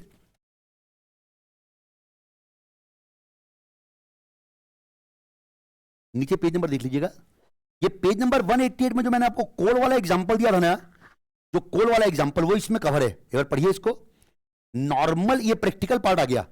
शुरू के 2 पेज थ्योरी है बेटा, उसके बाद पूरा प्रैक्टिकल है। शुरू के 2 पेज में थ्योरी बेस है। Normal and abnormal loss of raw material पढ़िए। नॉर्मल लॉस गुड यूनिट से एब्जॉर्ब होता है, एबनॉर्मल लॉस को कॉस्ट से एक्सक्लूड करते हैं, पीएल में चार्ज करते हैं। हाउ टू सॉल्व क्वेश्चन, पहले total cost of raw material purchase निकाल लो, इसके लिए स्टेटमेंट कॉस्ट ऑफ परचेज ले लो, फ्रेट इनवार्ड को जोड़ दो, ट्रेड डिस्काउंट को माइनस कर दो, एडमिनिस्ट्रेशन ओवरहेड को जोड़ दो अगर वो इन्वेंट्री को present location, resale value of container, ये मैंने आपको सिखाया नहीं है आज, ये मैं आपको कल सिखा दूंगा। अगर परचेस प्राइस में जीएसटी इंक्लूड है और उसका इनपुट क्रेडिट अवेलेबल है, जीएसटी को माइनस करो। सेकंड पॉइंट को अभी छोड़ दीजिएगा, थर्ड पॉइंट पढ़ लीजिए। बेसिक लॉ ये है कि परचेज ऑफ इन्वेंट्री में अगर कोई टैक्स लगता है ना और बाद में रिफंडेबल है तो उसको इंक्लूड। कॉस्ट पर यूनिट निकालो। देखो बेटा कॉस्ट पर यूनिट का आपने क्या फॉर्मूला आज किया था याद करो। आप टोटल कॉस्ट को डिवाइड करते हो किससे, जितना आपने परचेज किया उसमें नॉर्मल लॉस को माइनस करके। ये फॉर्मूला देखिए, नॉर्मल क्वांटिटी अवेलेबल कहां पे आया, देखिए नॉर्मल क्वांटिटी अवेलेबल यानी total quantity purchase minus normal loss quantity. Very very important, normal loss कैसे निकालेंगे, क्वांटिटी परचेज को इससे मिला करके। अब एबनॉर्मल लॉस की क्वांटिटी निकालो और क्लोजिंग स्टॉक की क्वांटिटी निकालो। टोटल माल कितना परचेज किया, टोटल कितना रिसीव हुआ, उन दोनों का डिफरेंस आएगा टोटल लॉस। टोटल लॉस में नॉर्मल लॉस माइनस करेंगे, याद करो 1000 टन परचेज किए थे, 970 पहुंचा, 30 टन का लॉस हुआ, वो 30 टन आ गया टोटल लॉस। उसमें नॉर्मल लॉस को माइनस कर दिया 10 टन, बाकी 20 टन आ गया एबनॉर्मल लॉस। फिर जो क्वांटिटी रिसीव हुई थी 970 में कितना कंज्यूम हो गया 950, 20 क्लोजिंग स्टॉक बच गया। आज अपन जो पढ़े ना, एक बार मैं आपको दिखाना चाहता हूं। Sir allocation of material cost अपन लोगों ने क्या किया बेटा, 3 पार्ट में डिवाइड किया कॉस्ट पर यूनिट निकाल के। मटेरियल कंज्यूम की कॉस्ट निकाले, एबनॉर्मल लॉस की कॉस्ट निकाले और क्लोजिंग स्टॉक की कॉस्ट।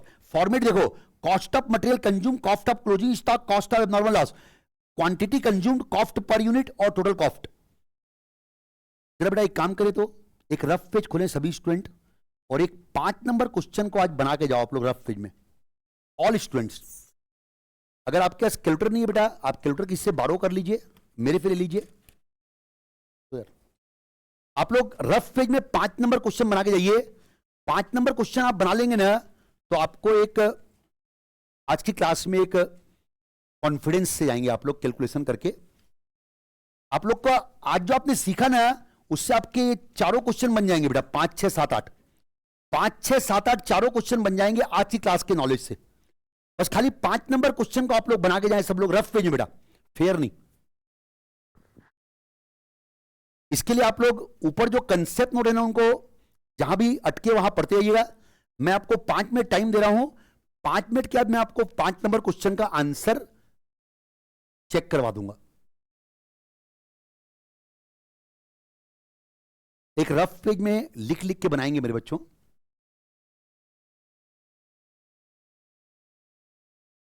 सबसे पहले आप लोग मेरे स्टेप देखते हो बेटा। सबसे पहले स्टेप नंबर 1 में जाओ। स्टेप 1 है total cost of raw material purchase निकालना। तो आप क्वेश्चन पढ़ो और स्टेप 1 के अनुसार रफ में बना रहे हो, खाली फिगर लिख के बनाओ। पहले स्टेप में total cost of raw material purchase निकाल लो। इसके लिए नीचे नोट्स पढ़ लो। परचेज कॉस्ट ले लो पहले, परचेज क्वांटिटी को परचेज प्राइस से मल्टीप्लाई करके। लेकिन एक आईएमपी पॉइंट, अगर परचेज प्राइस में जीएसटी इंक्लूड है और जीएसटी का अगर अपने को इनपुट क्रेडिट मिल रहा होगा तो उसको माइनस करके लीजिएगा।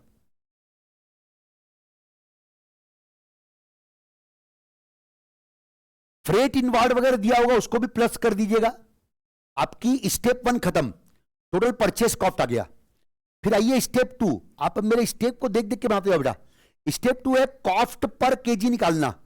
कॉस्ट पर केजी निकालने के लिए जो टोटल कॉस्ट आया है ना, divided by input quantity minus normal loss quantity. Normal quantity available का फॉर्मूला देख लो। इनपुट क्वांटिटी मतलब purchase quantity minus normal loss quantity. Purchase quantity minus normal loss quantity. Normal loss कैसे निकालेंगे? परचेस क्वांटिटी को percent से multiply करके normal loss quantity आ जाएगा। तो नॉर्मल लॉस निकाल के नॉर्मल क्वांटिटी अवेलेबल निकाल लीजिए। नॉर्मल क्वांटिटी अवेलेबल निकाल के कॉस्ट पर यूनिट आपने निकाल लिया। अब आप लोग 3 क्वांटिटी निकाल लो बेटा। ये तीनों क्वांटिटी है, देखिए बहुत इजी हो गया है।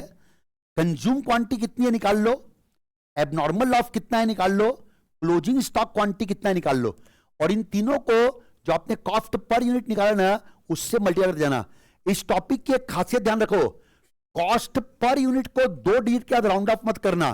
कॉस्ट पर यूनिट को 4 से 5 डिजिट तक लेके जाना, नहीं तो आपका फाइनल टैली नहीं हो पाएगा। फाइनल टैली क्या होना चाहिए? इन तीनों का सम टोटल आपकी टोटल परचेस कॉस्ट के बराबर आना चाहिए।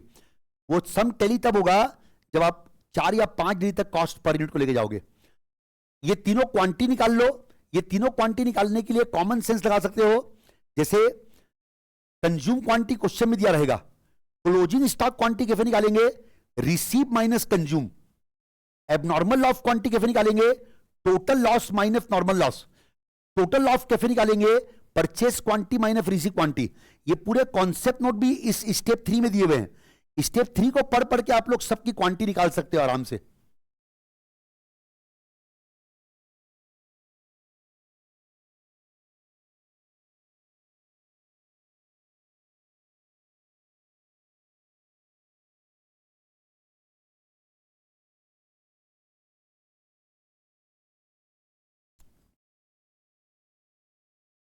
इनके पास कैलकुलेटर नहीं है वो आज के लिए अपना मोबाइल निकाल के भी कैलकुलेशन कर सकते हैं बेटा, only for today.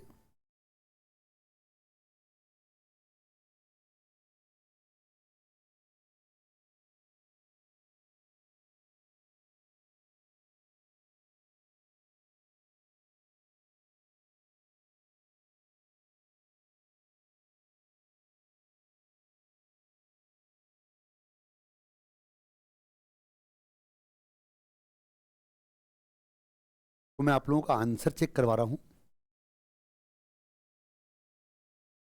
N enterprise order 13,000 kg of certain material at 90 rupees per unit.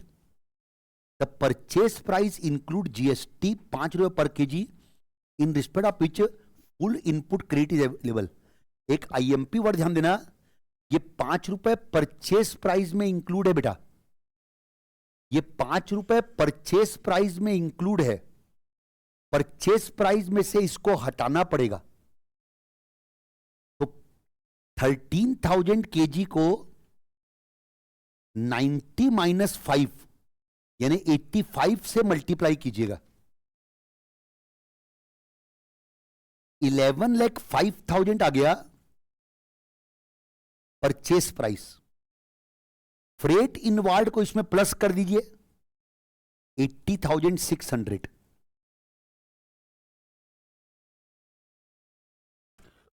Total cost आ गई 11,85,600. पहले ये चेक कर लीजिएगा. टोटल कॉस्ट आ गई 11,85,600. अब कॉस्ट पर यूनिट निकालना है. कॉस्ट पर यूनिट निकालने के लिए क्या करना है बेटा, जो परचेस क्वांटिटी है ना 13,000 kg, उसमें से नॉर्मल लॉस को माइनस करना है. नॉर्मल लॉस 4% परचेस क्वांटिटी का रहता है. 13,000 का 4% निकालिए, ये हो गया 520 हो गया नॉर्मल लॉस. इसको 13,000 में से माइनस कर दीजिए. सो 12,480 आ गया. इसको बोलते हैं normal quantity available. Normal quantity available. और अब कॉस्ट पर यूनिट निकाल लीजिएगा. टोटल कॉस्ट है 11,85,600 divide by normal quantity available है 12,480.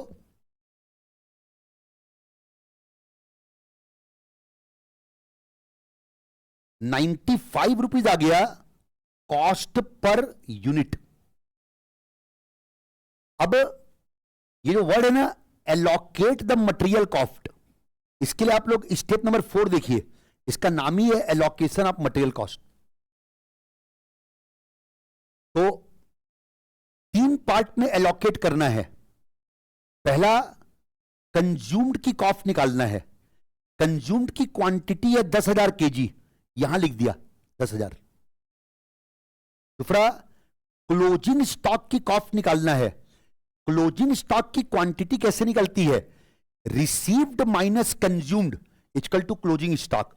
यहां पिछले पेज में फॉर्मूला देख सकते हैं, received minus consumed equal to closing stock. Received minus consumed equal to closing stock. So received है 12,400, कंज्यूम्ड है 10,000, क्लोजिंग स्टॉक आएगा 2,400. Received minus consumed. अब कॉमन सेंस लगा सकते हो, 12,400 kg माल आया, 10,000 कंज्यूम हो गया, 2,400 बचा है. अब एबनॉर्मल लॉस की क्वांटिटी निकालो. एबनॉर्मल लॉस की क्वांटिटी निकालने के लिए पहले टोटल लॉस निकलेगा बेटा. टोटल लॉस आएगा 13,000 kg आपने परचेस किया, आपके पास पहुंचा 12,400 kg. पिछले पेज में फॉर्मूला देख सकते हो, total purchase minus received.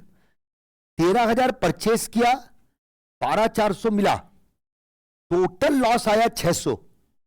Total loss में नॉर्मल और एबनॉर्मल लॉस दोनों शामिल रहता है. नॉर्मल लॉस को माइनस करेंगे तब आएगा एबनॉर्मल लॉस. इसमें नॉर्मल लॉस को माइनस करना पड़ेगा. नॉर्मल लॉस आएगा 13,000 kg का, ये 520 अपन निकाल चुके थे पहले ही. नॉर्मल लॉस आ गया 520. सो एबनॉर्मल लॉस आ गया 80. एबनॉर्मल लॉस आ गया 80. अब 80 आ गया एबनॉर्मल लॉस. तीनों की कॉस्ट पर यूनिट आएगी 95, 95, 95. दोनों को मल्टीप्लाई कर देंगे, आपका आंसर आ जाएगा. एक आप लोग होमवर्क लिखिए तो बेटा, रफ पेज में ही बना के लाइएगा. क्वेश्चन नंबर 6 और 7 को होमवर्क लिखिए. और एक बार 8 नंबर क्वेश्चन भी ट्राई कीजिएगा। 8 नंबर क्वेश्चन आईएमपी क्वेश्चन है। 8 नंबर क्वेश्चन में आपके ये सब कंसेप्ट काम आएंगे। सुनो बेटा, ये जितने नोट्स इसमें लिखे हैं ना, ये देखो, ये पूरे नोट्स को आप पढ़ लोगे ना तो 8 नंबर क्वेश्चन बन जाएगा।